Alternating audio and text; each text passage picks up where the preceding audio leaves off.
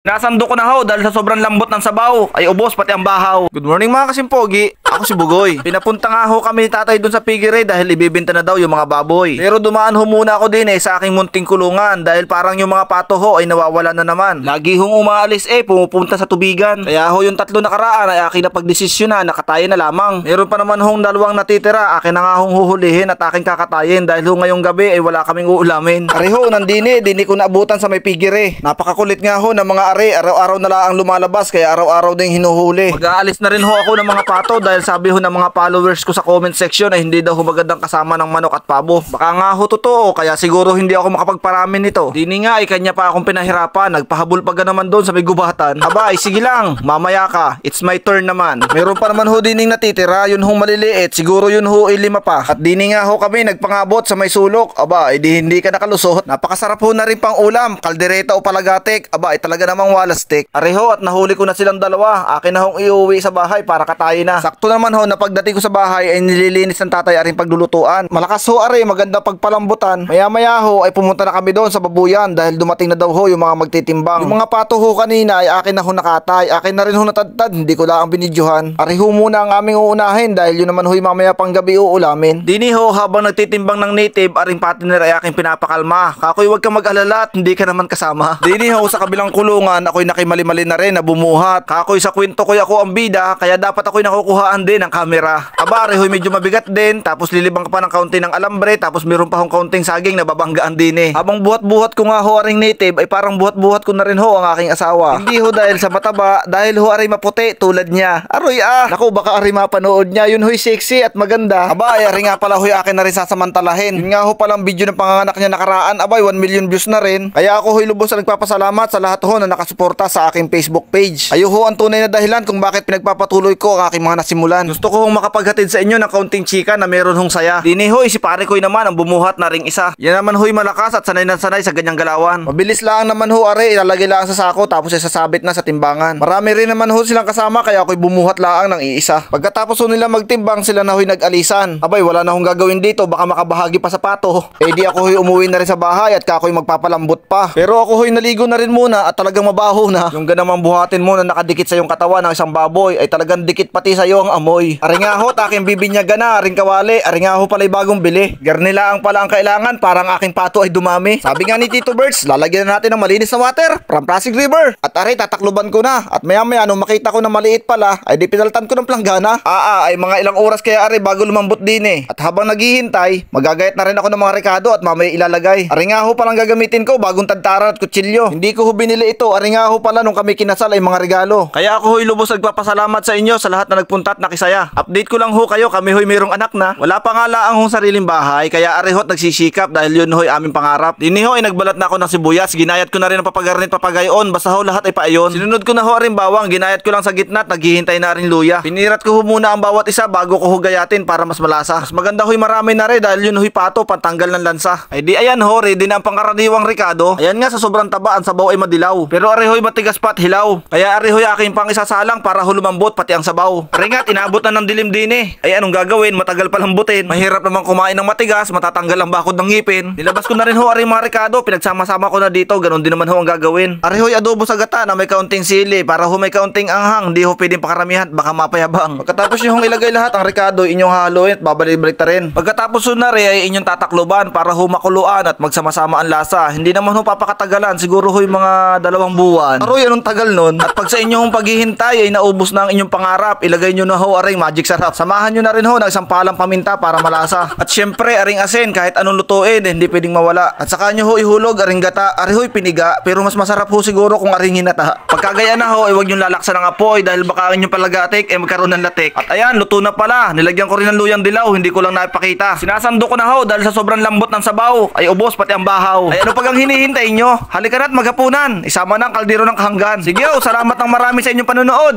Paalam!